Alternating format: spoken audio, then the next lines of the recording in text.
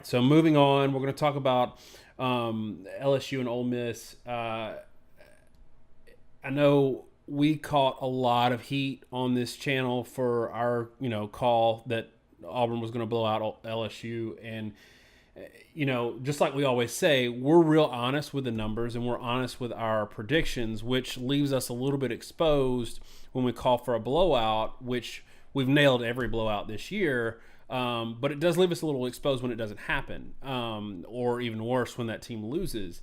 But I think what people don't realize about what we're doing is we're willing to be wrong just to be honest to the numbers. And we're willing to be wrong at the end of the day because, like you always say, we're not one of those channels or podcasts or national analysts that hedges their bets by saying, yeah, well, it'll be close and so will win it in the end, which means they never get killed for what they say. And then they just kind of fade into obscurity on their picks. We're going to go out there and pick how we see the numbers taking it. And if we're wrong, we're wrong. We'll own it like we're owning it today. And in this case, what I think a lot of people also don't realize is if you're a fan of a particular team, you pick your team to win every single week. You picked LSU to win against Auburn because you are a bit of a homer. That's the nature of fandom. And so you feel vindicated when your team wins and the guy that didn't pick your team was wrong, but you don't go back and look at all your other picks because you didn't have LSU losing to Detroit. You didn't have LSU losing to Miss State. And I'm not killing LSU fans for this. This is every fan base across the country. If you have the luxury of picking your team every week and never going back and analyzing how wrong you were when you were wrong, it makes it easy to be, oh, yeah, I told you so. We don't have that luxury. All right, so we're going to talk a little bit about what we saw in this LSU and Auburn game, and I think it's going to be the positive takeaways from this game are going to track into, I think, LSU, Ole Miss, and maybe a few other games on the LSU schedule. But let's talk about what you saw, where we missed in terms of our evaluations of this game, and what it means for LSU going forward. The biggest thing I think that worked for LSU was throwing the football, strangely. And they did have they did have one big touchdown drive early in the game where Guice broke a 70-yard run that got to the Auburn 7. And that's going to happen somewhat. And we talk about that a lot, that if it's a low-scoring game, it gets really screwy because you end up with plays where one guy miss or makes something happen. And then later in the game, they had a kickoff for a touchback, and Danny Etling completes a pass to TJ Chark for 37 yards. And I mean, they moved the ball a little bit there. They averaged about 5 yards per play for the rest of that up until they hit Russell Gage for a 14-yard touchdown. But even those, right? I mean, a lot of those passes, they were jet sweeps and little flips.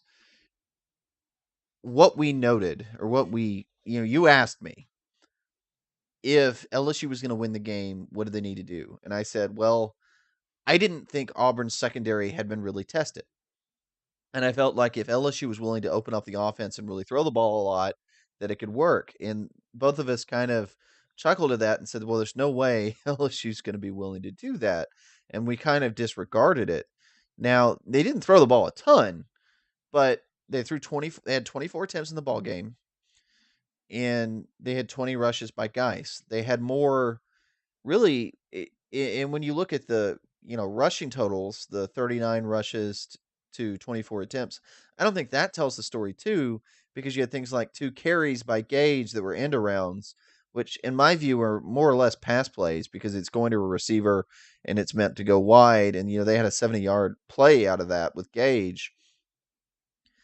LSU attacked the Auburn corners and safeties, and when Trey Matthews got knocked out of the game and Thomas came in, Auburn couldn't handle him. And something that I think is concerning for Auburn later in the year was how many times LSU threw what was almost a jump ball to Chark or Gage, particularly Chark, and Chark would just track. He would get 2 or 3 yards separation, track it, and he would catch the ball falling down. I mean, the ball would be short, and the Auburn defender just couldn't do anything to him. And it didn't, was that overly successful? No. Was it consistently successful? No. I mean, they were right at 50% passing, but it was successful enough. And the defense stepped up to make that happen. And I think you have to pair the two, right? I mean, LSU's defense has been successful for a half for a while. We've really ragged them because the run defense has struggled. I mean, the run defense stepped up tremendously in this game. They're a little bit healthier than they were. They're starting to get guys back in the rotation. You can see the talent that's there when the guys are a lot healthier. I still didn't think they were necessarily overwhelming. They still gave up 5 yards per carry to Kerryon Johnson.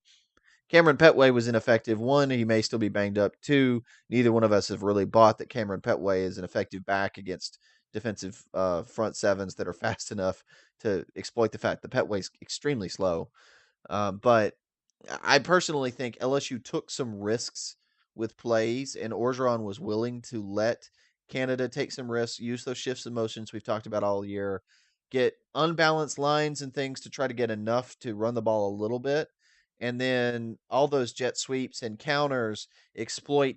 They're ways, simple ways to exploit without a sophisticated passing game a team that is really trying to load the box, much the way Lane Kiffin has done for a few years at Alabama.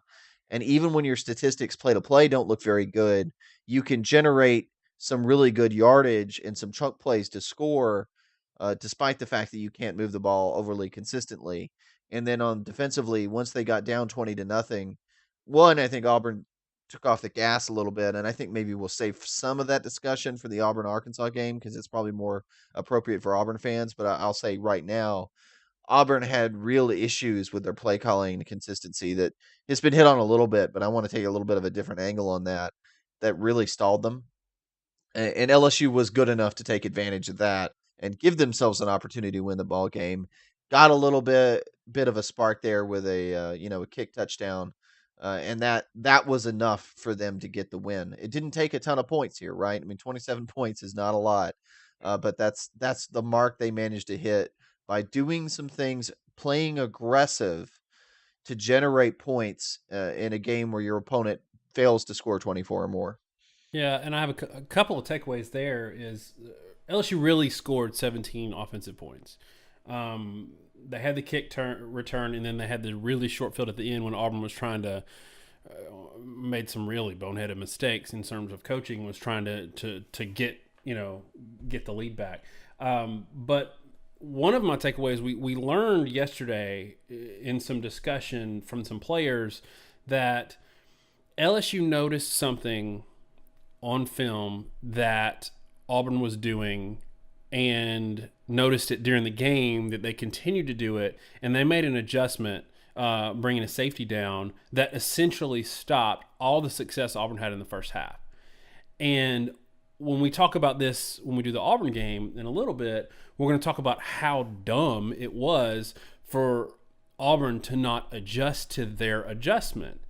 But when we're talking about the LSU game, I think it's fair to say that that's a good coaching move to make that adjustment in the first place on LSU's part, because they were getting run out of the building in the first quarter. They saw something that Auburn was doing over and over again, which is Gus's MO.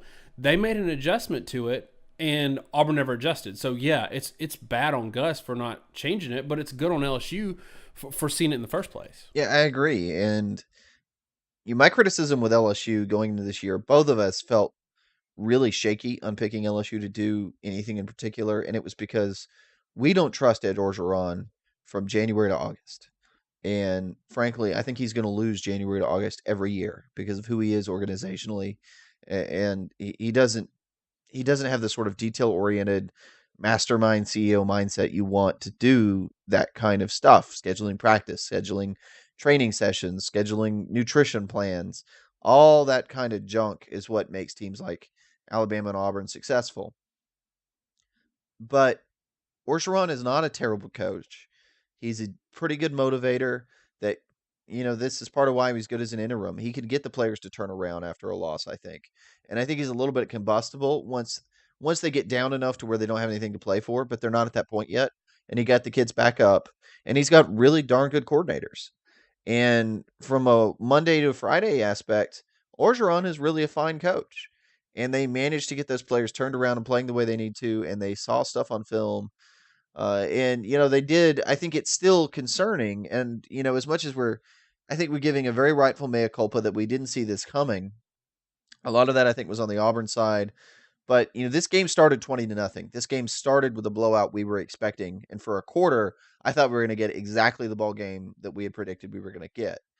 And what really transpired was Auburn has some serious deficiencies. Their offensive line still shows signs that they can't really deal with a average plus or better than average defensive front, and they have real problems with predictability and consistency offensively. And LSU is a well-coached enough team that they were able to exploit it. And I think to top it off, I mean, they played pretty good in run defense. I think the secondary flashed their athleticism. A lot of this game was the fact that their secondary held what had been the highest percentage passer in the SEC in Stidham to a horrible percentage of about a third of his throws. And that really is what gave him a chance to win. So there were a tremendous amount of positives to take away, but I also, yeah, am a little bit hesitant because I think also Auburn did blow this game to a certain extent. And we're all about predictability and fairness here. And one, were we wrong? Yes, I think we were, and I think the model was wrong because LSU played at a level beyond what they played in.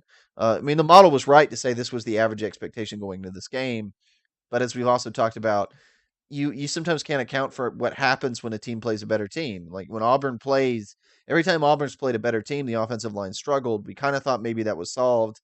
A lot like last year with Auburn, where they played really bad opponents and looked phenomenal, and everybody thought they were improving.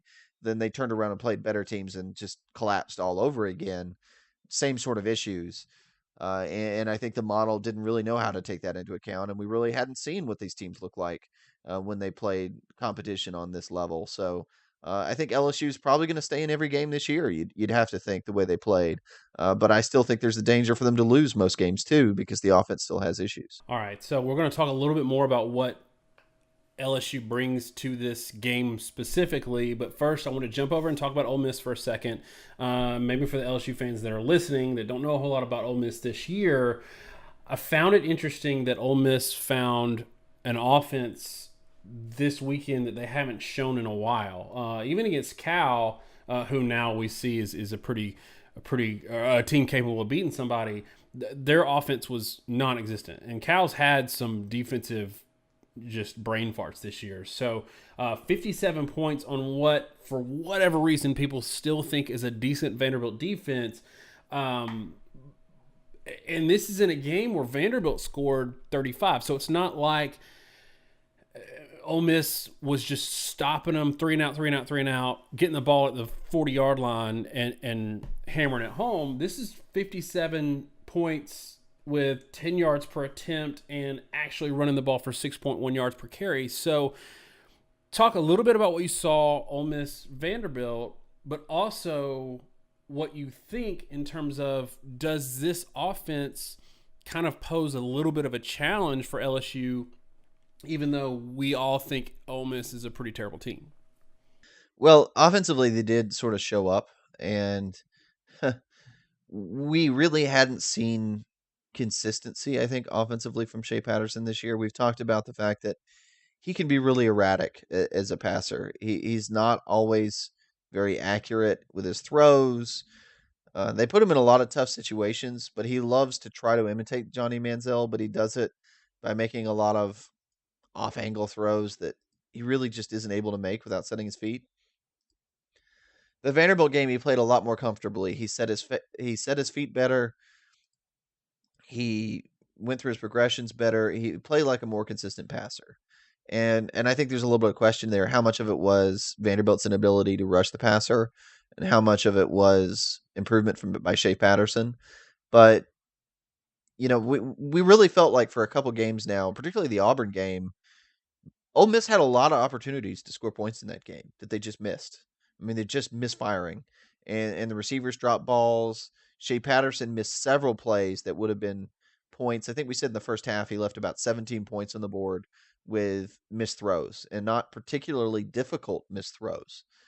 And it's just he's trying to make too much happen too fast, not setting his feet, not really maintaining control over his body to make the passes he needs to make, because he's not Johnny Manziel and he can't on the run falling backwards throw and hit a guy accurately downfield 40 yards. And there's a reason Johnny Football was Johnny Football, and it's that almost nobody can do that. And it's okay, and you have to understand that and act like any other quarterback and play consistently. But all that said, I think you also have to step back and sort of concede that Vandy may just be Vandy. And I think, we said in the Florida Vanderbilt game, the loser of that game was not going to win a bowl. I think Vandy may be that bad. Yeah, and what's interesting is for me when I picked LSU to beat Florida, a lot of it was because of how Florida played against Vanderbilt. And Vanderbilt or Florida came away with a 2-score win, but really it was Vanderbilt was driving late to tie it up, and Florida tacked one on at the end because Vanderbilt couldn't convert. Which to me, again, you struggle with a bad team, you're a bad team. What a lot of people might be a little worried about if they're LSU fans in this game, or if they're trying to pick this game, is Ole Miss lit Vanderbilt up through the air, but they also ran for 6.1 yards per carry. And Wilkins, who is actually a pretty good running back, which is kind of a removal from Ole Miss in the past, ran for 6.3 yards per carry. But I want people to understand just how bad the run defenses are for both of these teams. And to put that in perspective, I'd love for you to talk about Vanderbilt this entire season versus Vanderbilt's rushing performance against Ole Miss, where Ralph Webb went for 7.1 yards per carry and Vanderbilt managed 5.1 yards per carry. I was going to hit this up if you didn't. If you look at Vanderbilt's offensive performance against every FBS team this year, every game rushing average starts with a 2, except Ole Miss. 2 yards per carry, Middle Tennessee State. 2 yards per carry, Kansas State. 2.5 Alabama. 2.3 Florida. 2.9 Georgia. 5.1 Ole Miss. They have not run the ball on a single team outside of A&M, Alabama A&M, and they ran for more yards per carry against Ole Miss than they ran for against Alabama A&M. Nothing about this game should be a takeaway to say that Ole Miss defense is improved. I think to the contrary, this was the worst defensive performance by Ole Miss this year because Vanderbilt's offense is that bad. I honestly think when you look at Vanderbilt's schedule, I don't know that they're going to win another game this year. And yes, I'm including Missouri in that list and Western Kentucky. I don't think they can beat South Carolina, Kentucky, or Tennessee. And I think it's going to be a serious struggle for them to beat even the likes of Western Kentucky and Missouri. Vanderbilt's just bad, and I think there's going to be a lot of heat on Mason. I've never completely bought we talked a lot about how the end of last year they played some teams that had given up or were completely depleted due to injuries, and they won a couple teams, and there was all this hype about Vanderbilt, and everybody was excited. And the fun thing about college football is it doesn't matter how much you want something to be true. Teams are going to play each other, and they're going to play the game, and you're going to find out the reality of the situation. And to a certain extent, the reason we're so doom and gloom at times on this show is the teams are going to play the game, and it doesn't matter how much sunshine you want to pump up somebody's rear end. uh you're going to find the reality of the situation, and in this case Vanderbilt is exceptionally bad offensively. They're quite bad defensively. They've moved to a smaller front. They wanted to get more speed on the field because they felt like they were getting out athleticism at times last year. And I think that move has been a flat out disaster by the coaching staff. And that is on the coaching staff. They cannot at any level handle people at the point of attack this year. And they're getting absolutely blown up. And multiple teams now, Alabama and Georgia did absolutely whatever they wanted for the entire game on the ground. And the teams they've held were Kansas State team, who, as it turns out, probably isn't particularly good. Florida put up 38 points, and we know what Florida's offense looks like. So, I think it's good signs from Ole Miss because I didn't think they played with consistency. And I don't care who you're playing with. It's always good to see the fact that they're playing with a lot more consistency, putting all the points on the board. But I think the concerning thing to me is, if you go back and look at ESPN and you look at the prediction tracker, in the second quarter, Vanderbilt was predicted to win this ball game. And really, the only reason Vanderbilt got knocked out of the game is Ole Miss got up enough when they hit about 47 points in this game that Vanderbilt had to start throwing, and they really got out of rhythm. And Vanderbilt put up some points late. It was sort of garbage time, not completely, but Ole Miss wasn't really trying at that point. I get that, but when Vanderbilt wanted to run the ball and felt like they still could keep their offense, they scored 21 points on the starters, and it was a 21-35 game. And it really couldn't put it away until they got up enough that Vanderbilt got knocked out of their normal scheme. That's just not a good thing moving forward. And I think Ole Miss's defense is still as scary as it is, and I'm really concerned about the fact that they couldn't handle Vanderbilt's offense until Vanderbilt had to stop running the football. All right, so I'm going to ask you a question, and before we get into the numbers, I think it's an interesting one. Is Ole Miss, or at least do they have the potential to be, the best offense that LSU has faced this year? And even if they are, is Ole Miss's defense so bad that it won't even matter? I think Ole Miss's offense is still one of the better offenses in the SEC. I do believe that. Ole Miss can't run the ball particularly well. That seems pretty clear. But I'm not sure how much it matters because they don't run the ball a whole lot. They're the really singular team in the SEC that's running it twice as much as they're throwing it about 2 to 1 pass to rush in competitive play. I don't think LSU's played a team that throws the ball that well. But one, I think Ole Miss's defense is. I think there's only one defense probably in the SEC worse than Ole Miss, and it is Vanderbilt. And I think they are much like Vanderbilt. They're so bad defensively that, yeah, it doesn't matter a ton. I may take that back. Missouri's maybe worse too. They're pretty atrocious, but they're so bad that LSU is going to be able to run the football very successfully. Something that they really haven't been able to do this year, and that's a lot of why LSU struggled. But they're projected to have 6.5 yards per carry in this game, where Ole Miss is only supposed to get 3.8. And while Ole Miss should be able to throw for 7.7 yards per attempt, Ole Miss's pass defense is so bad that LSU is expected to throw for 8.4. So it is so lopsided. I think that LSU still should be able to outgain them, and I think more importantly, LSU's sort of kind of weakness is run defense. They're pretty average in run defense. Not terrible. They've shorted up a lot, but even against Auburn, I felt like you could run on them. But they're a lot better against the pass. They're still pretty darn good against the pass, and they've got a very physical secondary. Ole Miss is completely and utterly incapable of exploiting a poor run defense. They have to throw the ball every play. That plays into LSU's strengths, and then combined with the fact that Ole Miss, is giving up at this point 140% of opponent rush averages. Yeah, LSU should be able to run them over, and Ole Miss is not going to be consistent enough against the LSU secondary All to right. keep Well, up. I think that leads us pretty well into our computer model that LSU fans no longer believe in. So let's see if we can turn that around for them. What do the numbers say in this game? What does the score say? And tell me if you are like the last one that we did for Alabama and Tennessee, tracking with it, or do you deviate? Well, the numbers say LSU 35, Ole Miss 17. I tend to buy into that in this game. I think it's probably a fair estimation. All both these teams are giving up 100% or worse of opponent averages, and everywhere except for LSU's pass defense, which is pretty good at 90%. And then the particular outlier is that Ole Miss's rush defense at 140%. That's just bad, and that's not just bad. That's atrocious, frankly.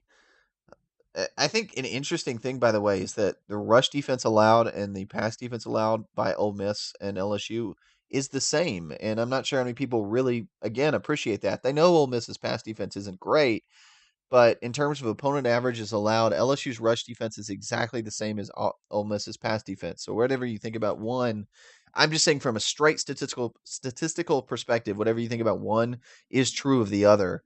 But again, the problem is Ole Miss can't run the ball. They throw the ball primarily. They can't play against LSU's. For whatever, I think LSU's still a pretty good team, but it is actually a genuine weakness in the run defense, but they can't exploit it. And that's how you end up with a score of 35-17, where LSU is going to control the ball, I think, on the ground the entire game. Ole Miss will probably hit a couple pass plays to move it down and get some points on the board, but they're going to have just as many 3-and-outs, and it's going to get away from them. And I think this score does stay right at 35-17.